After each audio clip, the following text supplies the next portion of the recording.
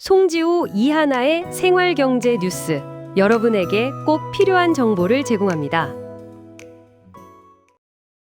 여러분 안녕하세요. 오늘은 트럼프 대통령 현 임기 초기 100일을 좀 깊이 들여다볼까 합니다. 주요 정책들, 또 평가는 어땠는지, 앞으로는 뭘 기대하고 또 뭘 좀 걱정해야 할지 한번 살펴보시죠. 트럼프 대통령 본인은 아주 성공적이었다 이렇게 평가한다면서요. 네, 맞습니다. 취임 100일 기념 연설에서 미국 역사상 가장 성공적인 100일이었다. 뭐 이렇게 자평을 했죠. 경제 성과라든가 또 강력해진 이민 정책 이런 걸 주요 근거로 들면서요.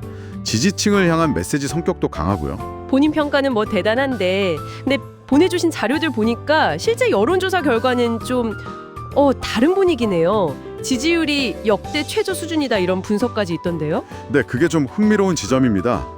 그 100일 즈음에서 나온 여론조사들을 보면 지지율이 한 40% 중반대거든요. 이건 뭐 이전 대통령들하고 비교하면 상당히 낮은 편이죠. 그쵸. 근데 또 재밌는 건 공화당 지지층 내에서는 지지율이 거의 뭐 90%에 육박해요.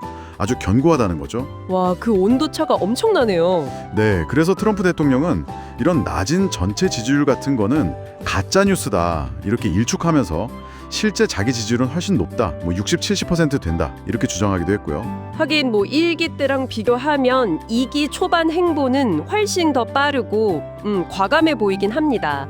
특히 이민하고 통상정책 이 두 개가 핵심인 것 같아요. 맞습니다. 1기 때 경험이 있으니까 이번에는 훨씬 더 준비된 상태에서 정책을 강하게 밀어붙이는 그런 모습이에요. 이민 정책 같은 경우는 그 미국 우선주의의 거의 뭐 상징처럼 추진해서요. 불법 이민자 유입이 역대 최저 수준이다 이렇게 발표를 했죠. 성과라고 내세우는 거군요. 네. 근데 그 과정에서 합법적인 이민 절차까지 좀 영향을 받으면서 혼란이 있다 이런 지적도 계속 나오고 있습니다. 보내주신 자료에도 관련 사례가 좀 있었고요. 그리고 통상 문제, 이건 정말 파장이 큰 것 같아요. 특히 중국과의 갈등이요.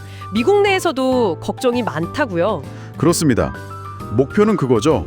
무역 적자 줄이고 미국 안에 일자리를 늘리겠다. 이걸 위해서 특히 중국산 제품에 145%라는 어마어마한 관세를 부과했어요. 145%요? 거의 뭐 네, 그래서 사실상 양국 교역이 그냥 멈춘 상태 아니냐 이런 분석까지 나올 정도니까요.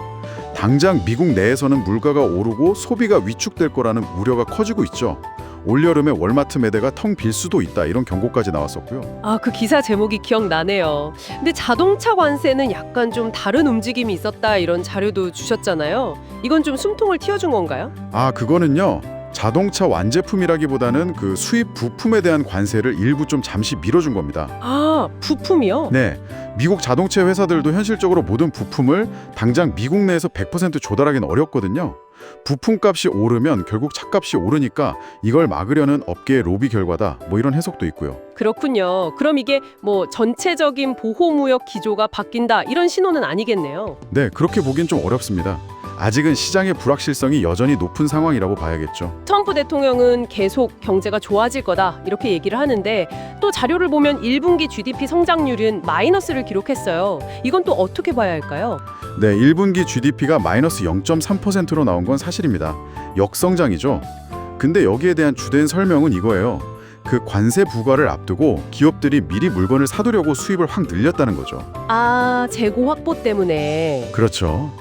그래서 일시적으로 수입이 급증해서 GDP 계산 방식상 마이너스로 잡혔다. 이런 분석입니다.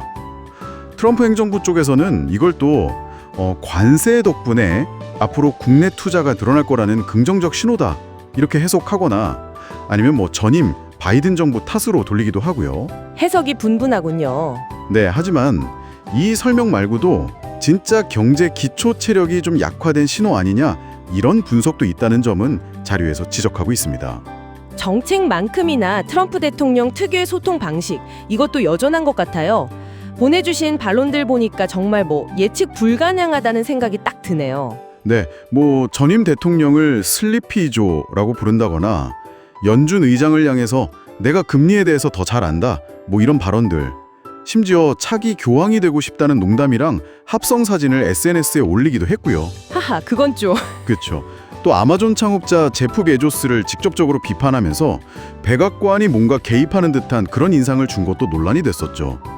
이런 직설적이고 때로는 좀 거친 소통 방식이 지지층한테는 먹힐지 몰라도 불확실성을 키운다는 우려도 만만치 않습니다. 아, 그리고 최근에 트럼프 대통령 장남이 한국을 방문했다는 소식도 있었잖아요. 이 시점에 방한한 거 뭔가 배경이 있을까요? 네, 트럼프 주니어죠. 한국 재계 인사의 초청으로 왔다고 하는데요. 공식적인 직합은 없지만 현 행정부 내에서는 상당한 실세로 통하거든요. 그렇죠, 아무래도. 네, 그래서 아까 이야기 나눴던 그런 통상 정책이라든가 여러 불확실성이 있는 상황에서 한국 기업들이 현 행정부와 뭔가 소통 채널을 만들고 유지하려는 그런 노력의 일환으로 해석해 볼 수 있겠습니다. 트럼프 행정부의 지난 100일 보내주신 자료들로 쭉 훑어보니 정말 숨가쁘게 달려온 것 같습니다. 강력한 정책 추진력, 또 지지층 결집, 이런 긍정적인 평가 이면에는 말씀하신 대로 여러 정책적 논란과 예측 불가능성에 대한 우려가 확실히 공존하는 것 같네요. 맞습니다. 트럼프 대통령의 목표대로 미국 경제가 정말 대호황을 맞이하게 될지 아니면 이런 고율 관세 같은 정책들의 부작용 때문에 불안정성이 더 커질지 앞으로 행보가 정말 중요하다고 봅니다. 특히 점점 더 날카로워지는 미국과 중국 관계 속에서 다른 나라들은 또 어떤 영향을 받고 어떻게 대응해야 할지 이것도 계속 지켜봐야 할 부분이고요. 네, 오늘 저희가 함께 짚어본 이런 내용들을 바탕으로 여러분께서는 트럼프 행정부의 앞으로를 어떻게 전망하시는지요? 오늘 나온 이야기들, 또 여러분께서 가지고 계신 정보들을 토대로 한번 생각해 보시는 것도 좋겠습니다.